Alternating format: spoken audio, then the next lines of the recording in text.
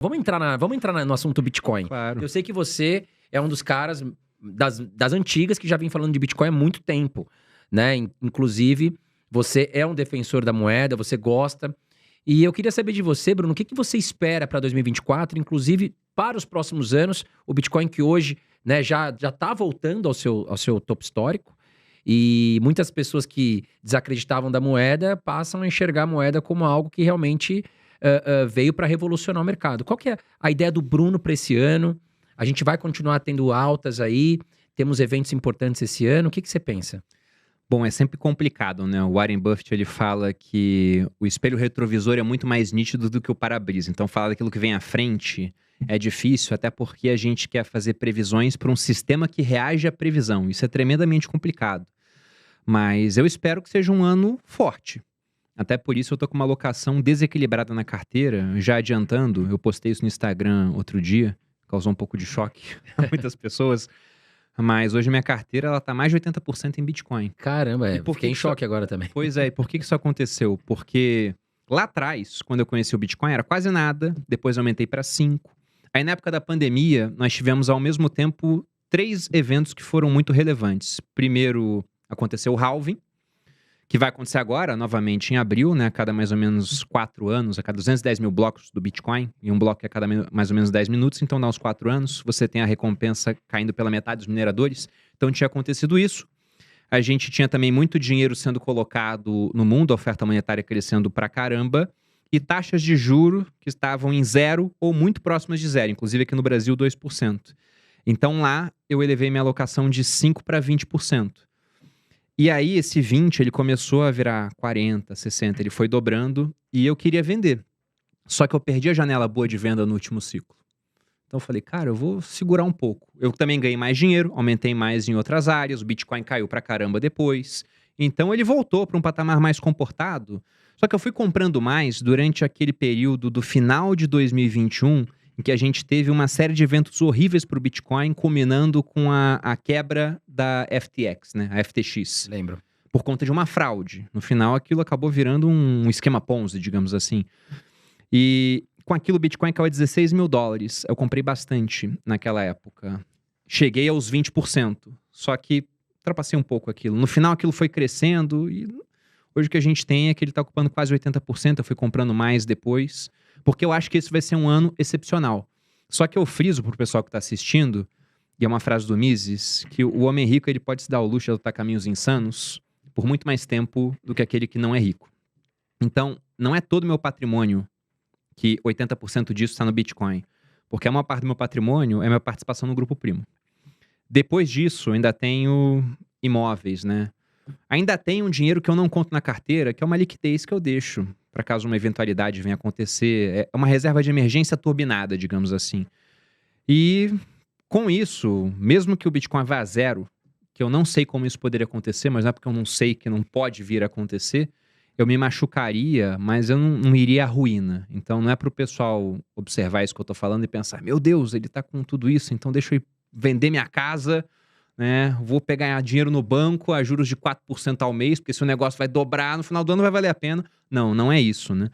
Mas eu acho que nós teremos um ano muito forte, porque a gente tem a dinâmica do halving acontecendo, e aí, para quem não entende o que é o halving, lá atrás, quando o Bitcoin começou a funcionar, 2009, janeiro de 2009, a recompensa por bloco minerado, quando os mineradores, que é o pessoal que tem lá os hardwares para participar do protocolo do Bitcoin, eles ficam competindo num concurso mundial para ver quem consegue achar a resposta de um problema matemático complexo criado pelo Bitcoin. Quem acha, ganhava 50 Bitcoins. Isso em 2009. 2012, essa recompensa caiu para 25. 2016, para 12,5. 2020, durante a pandemia, caiu para 6,25. E agora vai cair para 3,125. Então, imagine, pegando uma analogia com o ouro, que os sindicatos mineradores de ouro do mundo se reunissem a cada 4 anos e falassem, pessoal, de hoje em diante é só metade do ouro para o mundo, tá? Então você tem uma quebra pela metade na oferta, enquanto a demanda de ouro permaneceria a mesma. Tendência é o preço subir. Com Bitcoin, quase a mesma coisa acontece. Porque você tem essa quebra pela metade na oferta, só que a demanda tende a subir muito mais.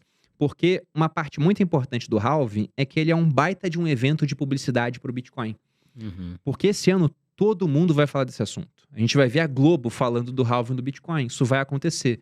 Com isso, um monte de gente que ouvia falar, não dava muita bola, vai olhar para aquilo, vai olhar e pensar, caramba, no passado subiu 130%.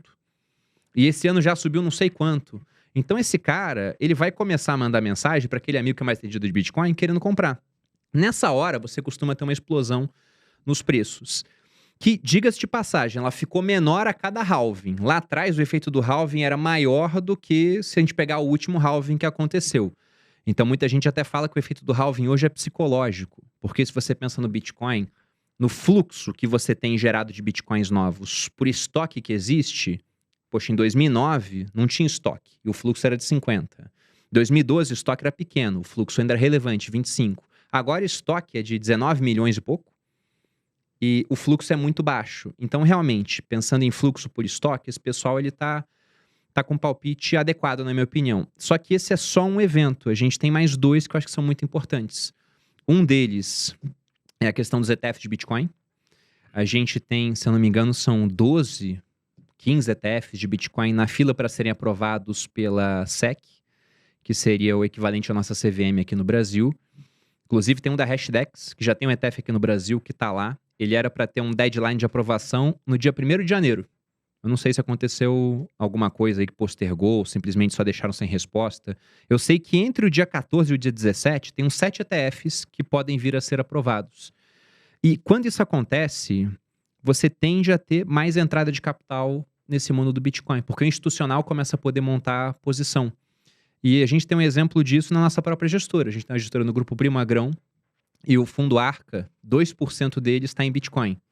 A gente tem um conselho lá para definir estratégias, tudo, e eu fui uma voz ativa para falar, olha, eu acho que é muito interessante a gente colocar 1%, depois a gente subiu para 2%. E como que a gente faz isso? A gente não vai e entra num site de exchange e compra os bitcoins, aí deixa lá numa carteira, onde eu tenho a senha, fulano tem outra. Não, pô, porque seria um processo que, primeiro, é muito diferente do know-how do pessoal que participa da gestão, que é de um mercado mais tradicional. E segundo também que a gente entende que acaba sendo um ônus essa custódia, né? Então, como é que a gente faz? A gente compra cota de ETF. Porque aqui no Brasil a gente tem ETF de Bitcoin bom. Nos Estados Unidos não tem ainda. Então, por ter esse ETF bom, a gente tem 2% do fundo em Bitcoin. Nosso fundo hoje, o fundo Arca, deve estar aí com uns 600 milhões sob gestão. Então, a gente está falando 2%, de se fosse 1% seria 6 milhões, 12 milhões. Imagina trilhões de dólares que estão nos Estados Unidos, um monte de gestor querendo montar posição sem ter o veículo adequado para isso, e de repente pensando, e se eu colocar 1% em Bitcoin? Então, isso pode ser muito poderoso. Talvez até a multiplicação desse ciclo venha a ser maior do que do anterior, e talvez dos anteriores, por conta dessa demanda de institucional. Então, não dá para saber o que vai acontecer, mas eu fico bem animado com isso. E de quebra, ainda tem provável queda de juros americanos. A nossa bolsa, ela terminou o ano bem. Foi um ano de subida forte, 22, alguma coisa, né, que o Ibovespa subiu. Foi o melhor ano desde 2019, né, depois teve a pandemia, tudo é uma bagunçada, mas foi um ano muito bom. Só que se você pega mês a mês, André, a gente até outubro estava subindo 3% no ano, o Ibovespa. Então até outubro era um ano horrível para a bolsa. Sim. Aí veio novembro, só em novembro subiu 12%. Por que subiu 12%? Aqui em novembro, enquanto o governo discutia gastar mais no ano que vem, que é um negócio que geralmente o mercado não olha com bons olhos, o juro americano de longo prazo caía. Aí com isso o México subiu, o Brasil subiu. A Argentina, por outros motivos também, teve eleição, né? Subiu, bolsa chilena subiu. Então o mundo todo acabou subindo. E novembro e dezembro salvaram nossa bolsa só por conta de queda de juros americano. De longo prazo. Agora, nesse ano, a gente deve ter a queda do juros de curto prazo, equivalente à nossa Selic, que é a Fed Funds Rate. Isso acontecendo, você libera capital, que entenda que o juros americano é como se fosse um imã para o mundo. Quanto mais alto ele está, mais capital ele atrai. Quanto mais baixo, esse capital ele começa a não ser atraído com tanta força. Então, essa conjunção desses 3 fatores me deixa bem animado com o Bitcoin. Lógico que eu não sei se o ano vai ser realmente tudo isso, mas olhando essa conjunção, eu acho que vai ser um ano bem animado para quem tem posição em Bitcoin.